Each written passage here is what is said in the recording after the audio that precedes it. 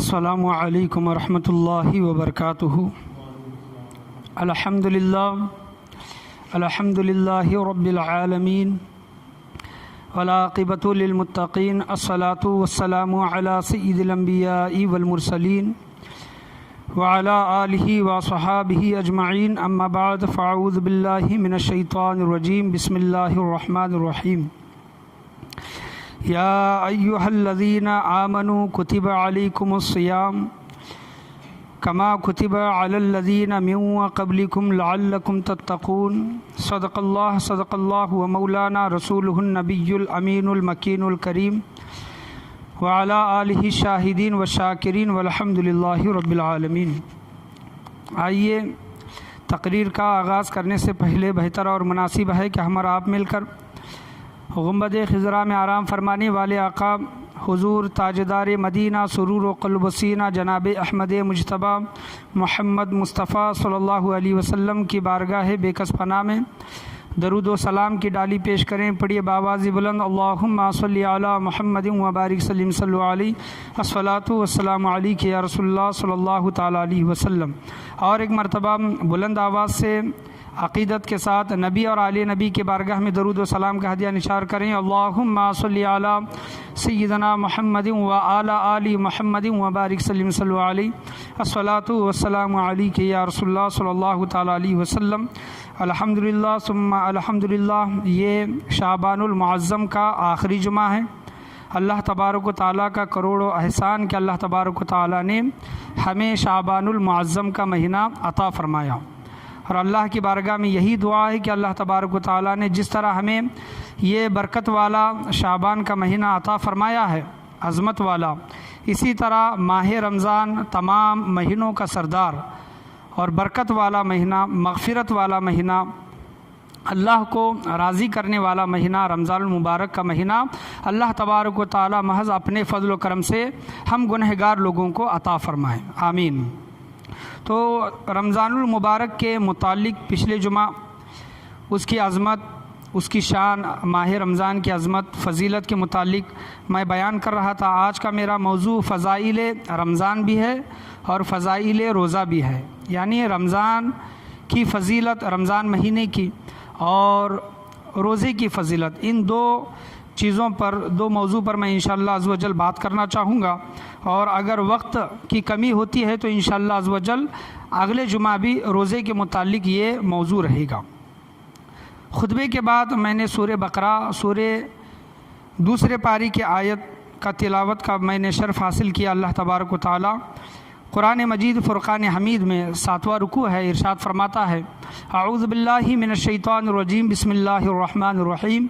یا ایہا الذین آمنوا، اے ایمان والو، یا ایہا الذین آمنوا، اے ایمان والو، کتب علیکم الصیام کما کتب علی الذین من قبلکم لعلکم تتقون۔ اے ایمان والو، تم پر روزے فرض کیے گئے، اے ایمان والو تم پر روزے کیا کیے گئے ہیں؟ فرض کیے گئے ہیں، جیسے اگلوں پر فرض ہوئے تھے، یعنی تمہارے پہلے جو لوگ آ کر چلے گئے، جو امت، جو نبیوں کی امت آ کر چلی گئی ہے، تو ان امتوں پر بھی کیا تھے؟ روزے فرض تھے۔ کسی پر شوال کے روزے تھے، کسی پر مہینے کے 3 روزے، وہ روزے، یعنی ہر امت پر روزے یہ تھی، روزے کرنا ان پر یہ فرض تھا۔ تو کوئی یہ نہ سوچے کہ ہمارے اوپر ہی اللہ تبارک و تعالیٰ نے یہ روزے فرض کیے، نہیں، بلکہ ہم سے پہلے لوگوں پر، پچھلی امتوں پر بھی اللہ تبارک و تعالیٰ نے روزے فرض کیے ہیں، جیسا کہ اللہ تبارک و تعالیٰ فرماتا ہے، علیکم الصیام کما کتب علی الذین من قبلکم لعلکم تتقون، تم پر روزے فرض کیے گئے جیسا اگلوں پر فرض ہوئے تھے کہ کہیں تمہیں پرہیزگاری ملے، یعنی لعلکم تتقون، روزوں سے کیا حاصل ہوتی ہے؟ پرہیزگاری، تقوی حاصل ہوتا ہے۔ اگر ہم قرآن مجید فرقان حمید سے اگر پوچھیں گے، سوال کریں گے کہ اے باری تعالیٰ، اے قرآن مجید فرقان حمید، اگر ہم روزے رکھیں گے تو روزوں کے بدلے میں ہمیں کیا ملے گا؟ تو جواب ایک ہی ہے کہ تقوی، لعلکم تتقون، تمہیں تقوی ملے گا، اور اللہ کے نزدیک قرآن کریم فرقان حمید میں یہ ارشادات آئے ہیں اللہ تبارک و تعالیٰ کے کہ اللہ کے نزدیک سب سے عظمت عزت والا شخص وہ ہے جس کا تقوی سب سے زیادہ ہے۔ ان اکرمکم عند اللہ اتقاکم، اللہ تبارک و تعالیٰ کے نزدیک سب سے زیادہ عزت والا وہ شخص ہے، اکرام والا وہ شخص ہے جس کے پاس سب سے زیادہ تقوی ہے۔ تو یہ تقوی یہ ہمیں کس طرح حاصل ہوتا ہے؟ اللہ تبارک و تعالیٰ نے سورہ بقرہ میں ارشاد فرمایا تقوی یہ روزوں سے حاصل ہوتا ہے۔ میں انشاءاللہ عز و جل اس موضوع پر آؤں گا، اگر اس جمعہ نہیں ہوا تو انشاءاللہ اگلے جمعہ اس موضوع پر میں ضرور بات کروں گا، لیکن میں ماہ رمضان کی فضیلت کے متعلق میں آپ کے سامنے بات کرنے کے لیے یہاں پر کھڑا ہوا ہوں۔ ماہ رمضان جو ہمیں انشاءاللہ عز و جل اللہ تبارک و تعالیٰ کی عطا سے آنے والے کچھ دنوں میں ماہ رمضان ملے گا، یہ ماہ رمضان کی اتنی بڑی فضیلت و عظمت ہے، یاد رکھیں کہ اس کی عزت کرنے والا، ماہ رمضان کی عزت کرنے والے شخص کو اللہ تبارک و تعالیٰ نے بڑا اجر و انعام عطا فرماتا ہے۔ بخارا شہر ہے، اس میں ایک شخص تھا، یہ نزہۃ المجالس اور دوسری کتابوں میں بھی یہ واقعہ آیا ہے کہ ایک مجوسی شخص تھا۔ مجوسی شخص اس کو بولا جاتا ہے جو آگ کی پوجا کرتے ہیں، آگ کی پرستش کرتے ہیں۔ مجوسی شخص تھا اور آگ کی پوجا کرتا تھا، اور جب رمضان کا مہینہ آیا بخارا شہر میں تو اس مجوسی شخص کا لڑکا ماہ رمضان کے دنوں میں گلی کوچوں میں کھاتا پیتا ہوا گھوم رہا تھا۔ کیا کر رہا تھا؟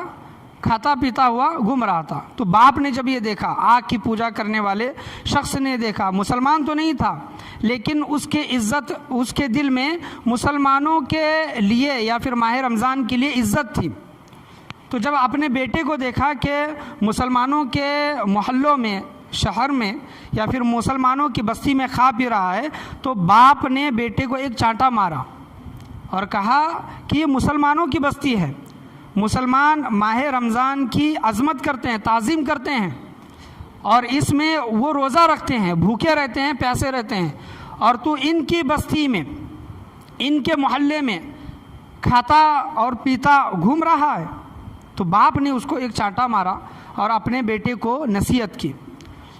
تو کسی اللہ کے ولی نے خواب میں دیکھا، جب اس شخص کا، مجوسی شخص کا جب انتقال ہوا، آگ کی پوجا کرنے والے شخص کا جب انتقال ہوا، تو کسی اللہ والے نے اس شخص کو خواب میں دیکھا، تو کیا دیکھتے ہیں کہ آگ کی پوجا کرنے والا شخص جنت کے باغات میں سیر کر رہا ہے، جنت کے باغات میں، جنت کے باغوں کی سیر کر رہا ہے۔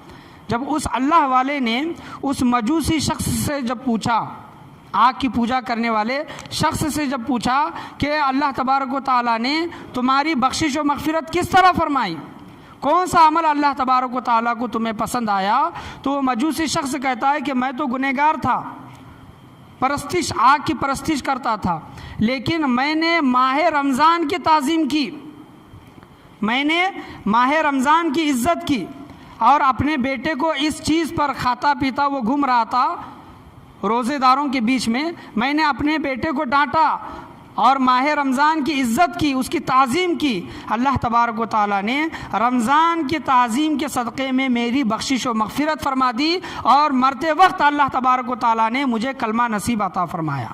سبحان اللہ، کلمہ نصیب، زبان پر اس کے کیا ہوا؟ کلمہ طیبہ جاری و ساری ہوا، اور وہ ایمان لے کر آیا۔ اللہ تبارک و تعالیٰ نے اس کے پچھلے تمام گناہوں کو معاف فرما دیا اور اس کا داخلہ جنت میں فرما دیا۔ تو اس واقعے سے کیا پتہ چلتا ہے کہ جو رمضان کا مہینہ ہمیں جو ملتا ہے، اس میں ہمیں اس کی تعظیم کرنا بہت ضروری ہے۔ ہمارے زندگیوں میں کئی رمضان آئے اور گئے، رمضان لوگوں کی زندگیوں کو تبدیل کرنے کے لیے، بدلنے کے لیے آتا ہے، لیکن ہم اس کو، رمضان کے مہینے کو صرف ایک رسم و رواج کی طرح ہم نے اس کو کیا ہے۔ رمضان آیا، روزے رکھے، تراویحیں پڑھی، اور رمضان کا مہینہ اسی طرح گزر گیا، اور ہمارے حال احوال جس طرح تھے پہلے 11 مہینوں میں، رمضان کے بعد بھی ہمارا حال نہیں تبدیل ہوا، حال نہیں بدلا، بلکہ ہمارا حال وہی رہا جو رمضان کے پہلے تھا۔ صرف رمضان میں کچھ دن یا پھر پورا مہینہ چینجز، تبدیلیاں دکھائی دی کہ 5 وقت نماز مسجد میں آ کر نماز پڑھنا، روزے رکھنا، تراویحیں پڑھنا، یہ تمام چیزیں اس کے اندر صرف رمضان کے مہینے تک دکھائی دی۔ اس کے بعد کیا ہوا، وہ پھر اپنے پرانی حالت پر آ گیا۔ تو اللہ تبارک و تعالیٰ ایسے لوگوں سے سخت ناراض ہوتا ہے جو صرف رسم و رواج کے طور پر کچھ چیزوں کو اپناتے ہیں، بعد میں اس کو کیا کرتے ہیں، چھوڑ دیتے ہیں۔ تو رمضان کی تعظیم کرنا ہمارے لیے بے حد ضروری ہے۔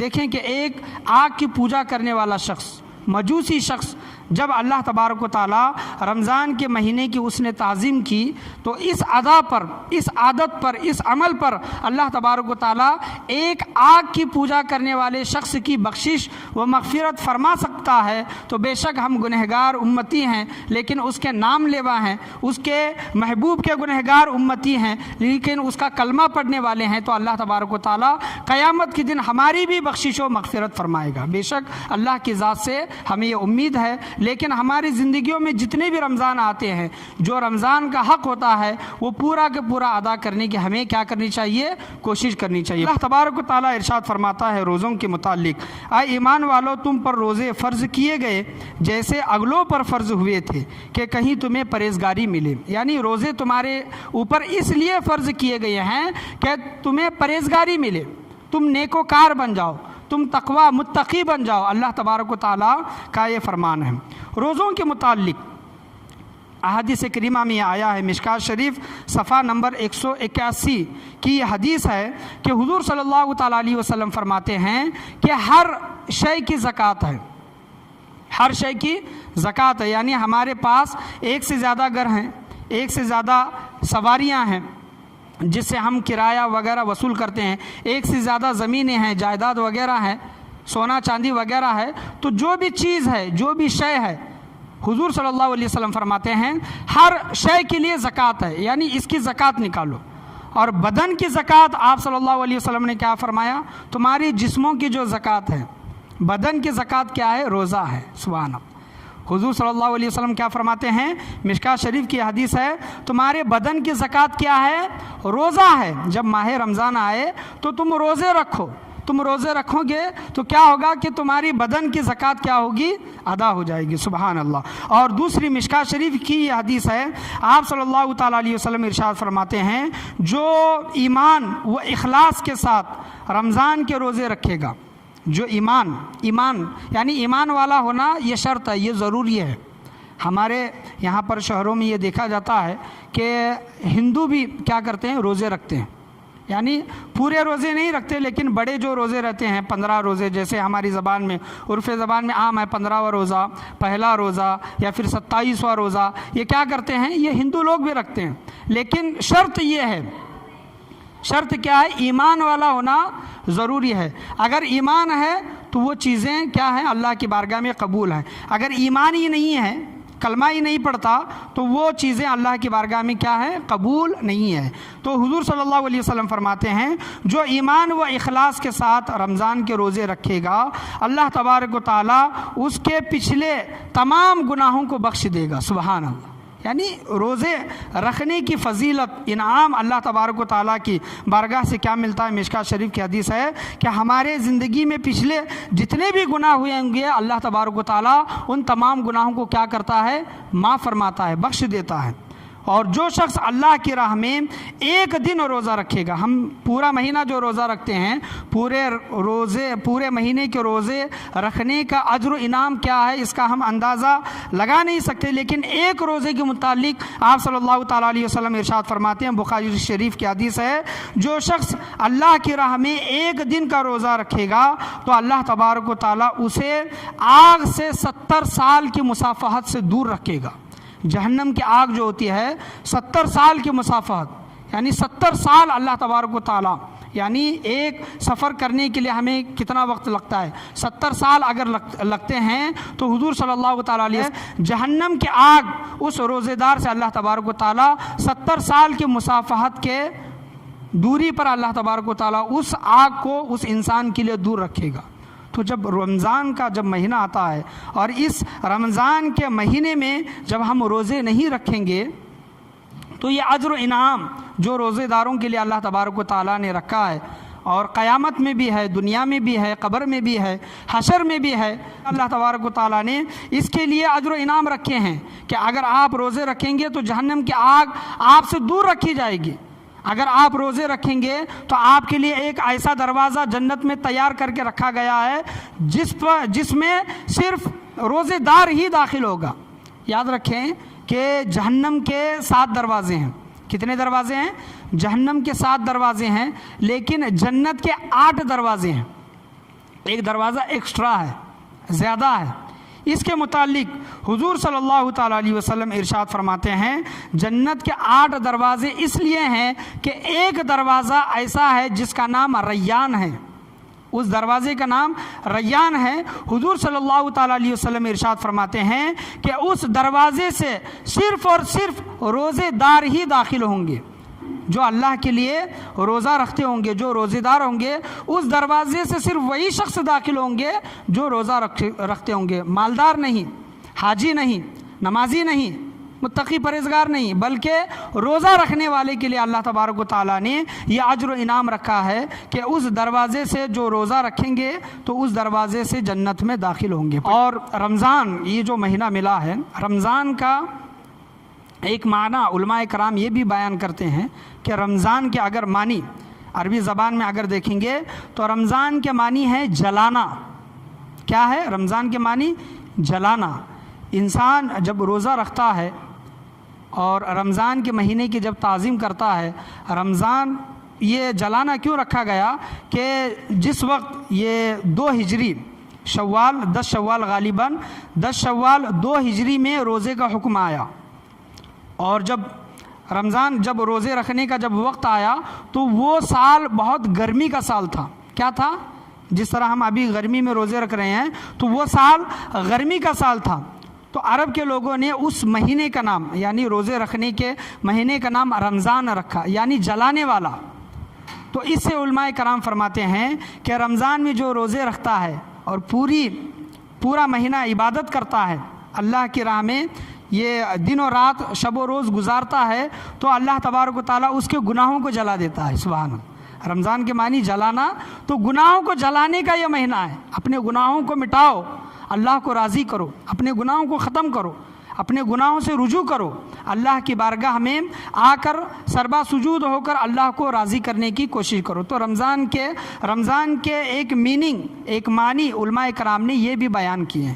روزے دار جو روزہ رکھتے ہیں، حضور صلی اللہ تعالیٰ علیہ وسلم ارشاد فرماتے ہیں، مشکاۃ شریف کی یہ حدیث ہے کہ روزے دار کے لیے 2 خوشیاں ہیں، دنیا میں 2 خوشیاں ہیں۔ آپ صلی اللہ تعالیٰ علیہ وسلم ارشاد فرماتے ہیں کہ ایک خوشی یہ ہے کہ جب وہ روزہ چھوڑنے کے لیے افطاری کے لیے جب بیٹھتا ہے تو اللہ تبارک و تعالیٰ اس کے دسترخوان پر طرح طرح کی نعمتیں عطا فرماتا ہے۔ دیکھیں کہ 12 مہینے میں ہمیں وہ چیزیں سب کھانے کو نہیں ملتی جو رمضان کے مہینے میں ملتی ہیں، اور رمضان کے مہینے میں ہم کھاتے ہیں۔ تو افطاری اللہ تبارک و تعالیٰ، افطار کے وقت انسان خوش ہوتا ہے کہ میں روزہ چھوڑوں گا، بھوکا رہتا ہے، پیاسا رہتا ہے اللہ کے لیے، تو افطاری اس کے لیے ایک خوشی کا موقع ہے۔ آپ صلی اللہ علیہ وسلم فرماتے ہیں کہ روزے دار کے لیے 2 خوشیاں ہیں، ایک خوشی افطار کے وقت اور دوسری اپنے رب سے ملاقات کے وقت۔ سبحان اللہ، یعنی اللہ تبارک و تعالیٰ سے وہ ملاقات کرے گا۔ اور کتابوں میں یہ آیا ہے کہ جب روزے دار روزہ چھوڑنے کے لیے، افطاری کرنے کے لیے جب دسترخوان پر بیٹھتا ہے، حضرت علماء کرام فرماتے ہیں کہ جب حضرت موسیٰ علیہ السلام اللہ تبارک و تعالیٰ سے ہم کلام ہوتے تھے، کلیم اللہ یعنی اللہ سے کلام کرنے والے جس پیغمبر کا لقب ہے کلیم اللہ، حضرت موسیٰ علیہ السلام، حضرت موسیٰ علیہ السلام اور اللہ تبارک و تعالیٰ کے بیچ 70 پردوں کا حجاب رہتا تھا، 70 حجاب رہتے تھے۔ وہ درمیان میں اللہ تبارک و تعالیٰ سے بات کیا کرتے تھے۔ لیکن امت محمدی کا یہ شرف ہے، ان کی یہ خوش نصیبی ہے، سعادت ہے کہ علماء کرام اپنی کتابوں میں لکھتے ہیں، بیان کرتے ہیں کہ جب امت محمدی کا کوئی فرد، کوئی انسان، کوئی مسلمان، چاہے وہ مرد ہو عورت ہو، جب افطاری کے لیے جب بیٹھتا ہے اور افطاری کے وقت اللہ کی بارگاہ میں دعا مانگتا ہے، اللہ اور بندے کے درمیان صرف ایک پردے کا حجاب رہتا ہے۔ سبحان اللہ، صرف ایک پردے کا۔ اللہ تبارک و تعالیٰ کے اس طرح وہ بندہ نزدیک ہو جاتا ہے۔ جب ہم افطاری کے لیے جب بیٹھتے ہیں تو ہم یہ دیکھتے رہتے ہیں کہ افطاری میں کیا ہے، پانی ہے کہ نہیں، شربت ہے کہ نہیں، سموسہ ہے کہ نہیں، چکن ہے کہ نہیں، یہ تمام چیزیں ہم دیکھتے رہتے ہیں. لیکن افطاری کے وقت وہ وقت ایسا وقت رہتا ہے کہ وہ وقت اللہ کو راضی کرنے والا وقت رہتا ہے. وہ وقت کو اس طرح ضائع نہ جانے دیں. جب آپ افطاری کے لیے، جب روزہ چھوڑنے کے لیے جب بیٹھیں تو کم سے کم 5 منٹ 10 منٹ اللہ کی بارگاہ میں آپ کی دنیا کی جائز کوئی بھی حاجت ہو، کوئی بھی تمنا ہو، کوئی بھی دعا ہو، چاہے دنیا کی ہو آخرت کی ہو، افطاری کے وقت اللہ کی بارگاہ میں رو کر گڑ گڑا کر دعا مانگا کرے. افطاری کے وقت اللہ تبارک و تعالیٰ اس بندے کی دعا کو قبول فرماتا ہے. لیکن ہمارے افطاری کے وقت ہمارا معاملہ کیا رہتا ہے؟ کھانے پینے پر پورا فوکس، پورا دھیان رہتا ہے. کھانے پینے کا جو بھی چیزیں ہیں وہ مغرب کے نماز کے بعد بھی ہم کھا سکتے ہیں. افطاری کے لیے بیٹھے ہیں تو کم سے کم 5 منٹ 10 منٹ اللہ کی بارگاہ میں رو کر گڑ گڑا کر یا پھر رونی جیسی صورت بنا کر اللہ کی بارگاہ میں دعا مانگنے کی کوشش کرے. کیونکہ افطاری کا وقت ایسا وقت ہوتا ہے کہ اللہ تبارک و تعالیٰ وہ وقت میں بندے کی دعا کو رد نہیں فرماتا. دیکھیں کہ مغرب سے پہلے بہت سے لوگوں کا معمول ہوتا ہے کہ مغرب سے پہلے بھی ایک گھڑی، علماء کرام نے یہ بیان کی ہے کہ مغرب سے پہلے کی گھڑی ایسی ساعت ہے، ایسی گھڑی ہے، اس وقت اس گھڑی میں بندہ اللہ کی بارگاہ میں جو جائز تمنا دعا مانگتا ہے اللہ تبارک و تعالیٰ اس کی دعا کو قبول فرماتا ہے. اور یہ مغرب کے پہلے کی گھڑی ہو گئی. اور ہم افطاری کے لیے جب بیٹھتے ہیں تو وہ بھی گھڑی وہی گھڑی ہے، وہی ساعت ہے جو ہم افطاری کے لیے جب بیٹھتے ہیں. تو اس گھڑی میں اللہ کی بارگاہ میں دعا مانگنے کی بھرپور کوشش کریں. تو روزے میں بندہ کیا ہوتا ہے؟ ٹوٹ جاتا ہے. روزے میں بندہ کیا ہوتا ہے؟ دن بھر بھوکا پیاسا رہتا ہے. تو اور اس کے اندر جو قوت و توانائی جو دیگر دنوں میں دکھائی دیتی ہے وہ روزے کے ایام میں نہیں دکھائی دیتی. اور اس نے یہ چیز جو روزہ اس بندے نے رکھا تو کس کے لیے رکھا؟ اللہ کے لیے رکھا. قیامت کے دن اللہ تبارک و تعالیٰ فرشتوں کو حکم دے گا کہ تمام بندوں کو کیا کرو؟ تمام بندوں کو دنیا میں انہوں نے جو بھی نیک اعمال کیے ہیں ان کا اجر و انعام ان کو دے دو.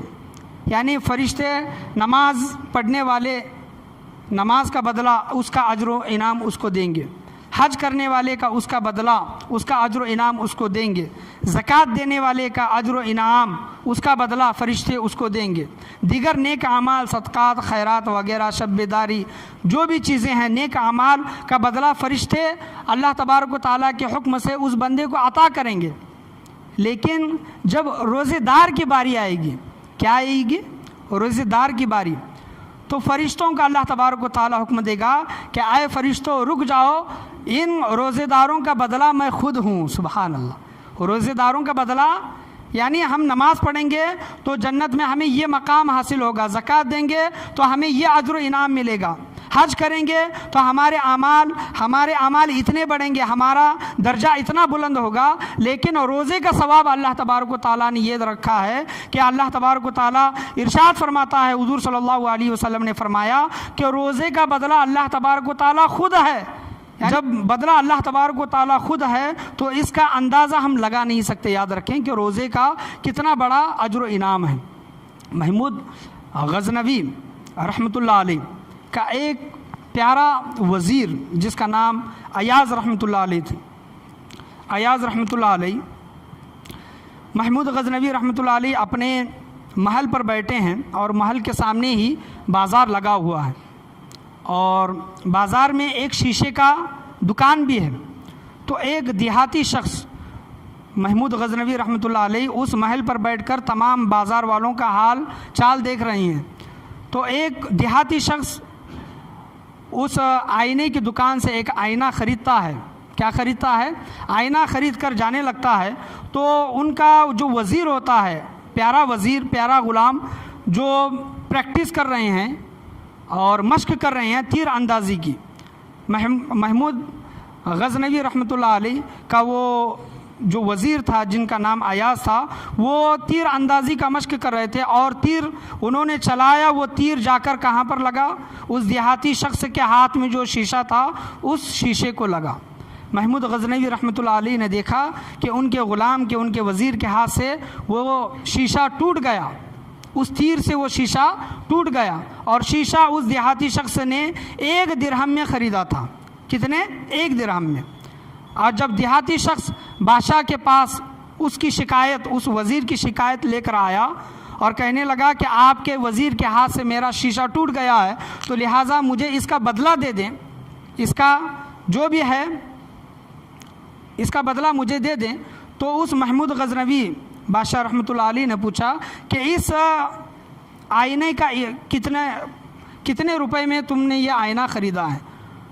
تو وہ دیہاتی جو شخص تھا وہ کہتا ہے کہ میں 1,00,000 درہم میں میں اس کی قیمت لگاتا ہوں، 1,00,000 درہم۔ بادشاہ غضبناک ہوا، غصہ ہوا، کیونکہ اس نے مال سے خود دیکھا تھا کہ 1 درہم میں وہ آئینہ خریدا ہے۔ اور بادشاہ کہتا ہے کہ میاں میں نے خود دیکھا ہے کہ 1 درہم میں نے تمہیں یہ آئینہ خریدتے ہوئے دیکھا ہے، اب تم اس کی قیمت 1,00,000 روپے لگا رہے ہو، 1,00,000 روپے لگا رہے ہو۔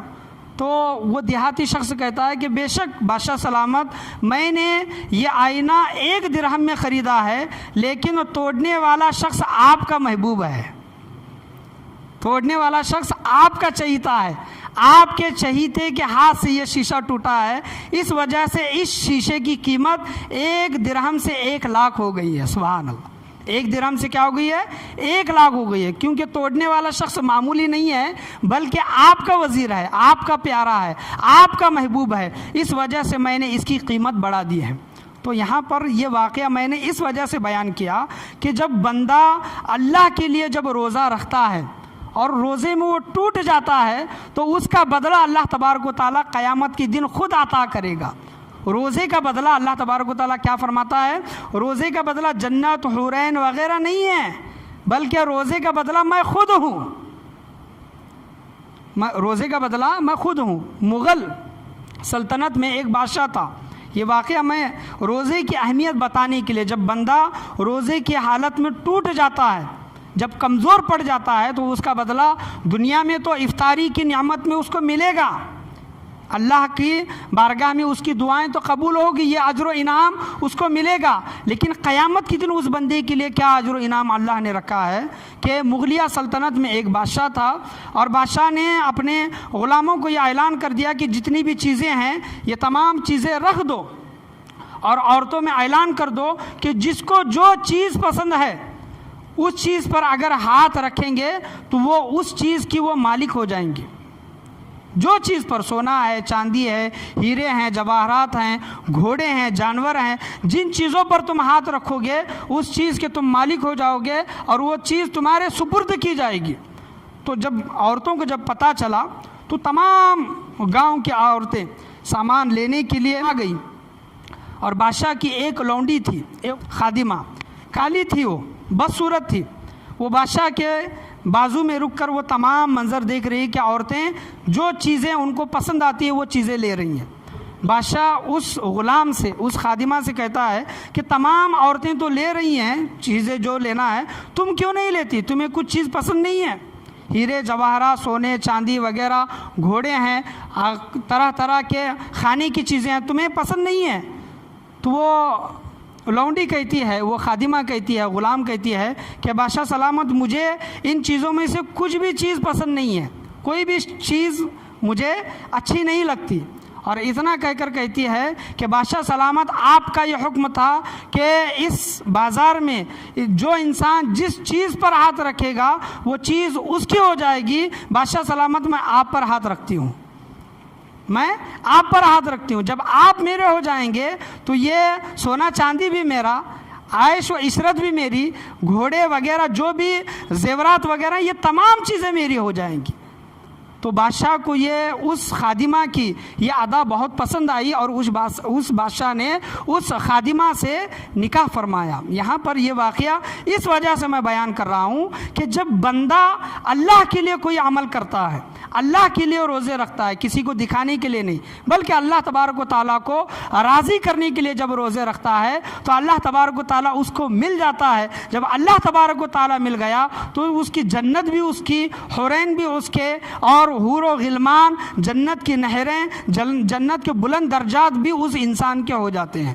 تو اللہ تبارک و تعالیٰ فرماتا ہے کہ روزے کا بدلہ کیا ہے؟ میں خود ہوں جو بندے کو ملتا ہے۔ تو روزے کا اجر و انعام، اس کا ثواب بہت زیادہ ہے۔ اس کی اہمیت کو سمجھنے کی کوشش کریں۔ رمضان کا مہینہ آ رہا ہے، اپنے اعمال کو سدھارنے کی کوشش کریں۔ اللہ سے میں یہی دعا کرنا چاہوں گا کہ اللہ تبارک و تعالیٰ ہم تمام لوگوں کو بولنے سننے سے زیادہ عمل کرنے کی توفیق عطا فرمائے۔ انشاءاللہ عز و جل روزے کے متعلق جو اللہ تبارک و تعالیٰ نے ارشاد فرمایا ہے کہ تم پر روزے فرض کیے گئے ہیں جس طرح اگلے لوگوں پر فرض کیے گئے تھے۔ روزے فرض کرنے کی وجہ کیا ہے؟ لعلکم تتقون، تمہیں تقوی و پرہیزگاری حاصل ہو۔ انشاءاللہ عز و جل روزے کے متعلق آنے والے جمعہ میں اور سیر حاصل گفتگو انشاءاللہ کرنے کی کوشش کی جائے گی۔ اللہ سے دعا ہے کہ اللہ تبارک و تعالیٰ ہم تمام لوگوں کو بولنے سننے سے زیادہ عمل کرنے کی توفیق عطا فرمائے۔ روزوں کی اہمیت کو اللہ تبارک و تعالیٰ ہم تمام لوگوں کو سمجھنے کی توفیق و رفیق عطا فرمائے۔ رمضان المبارک کا مہینہ جو ہمیں مل رہا ہے، اگر ہم ہٹے کٹے ہیں، مسافر نہیں ہیں، بیمار نہیں ہیں، نابالغ نہیں ہیں، تو ہمارے اوپر روزے کیا ہے؟ فرض ہیں۔ اللہ تبارک و تعالیٰ ہمیں پورے رمضان کے مہینے کے روزے رکھنے کی اللہ تبارک و تعالیٰ ہم تمام لوگوں کو توفیق و رفیق عطا فرمائے، اور رمضان کے مہینے میں خوب عبادتیں کر کر اللہ کو راضی کرنے کی توفیق عطا فرمائے۔ آج کے درس میں، آج کے بیان میں، بولنے میں، سننے میں، سمجھانے میں کسی بھی قسم کی غلطی، کمی بیشی، کوتاہی، خامی ہوئی ہو، اللہ تبارک و تعالیٰ اپنے فضل و کرم سے اسے معاف عطا فرمائے۔ لا الہ الا اللہ محمد الرسول اللہ صلی اللہ تعالیٰ علیہ وسلم، وآخر دعوانا ان الحمد للہ رب العالمین۔ سبسکرائب کریں ہمارے چینل کو اور بیل آئیکن کو کلک کرنا نہ بھولیں تاکہ آپ دیکھ سکیں ہماری نئی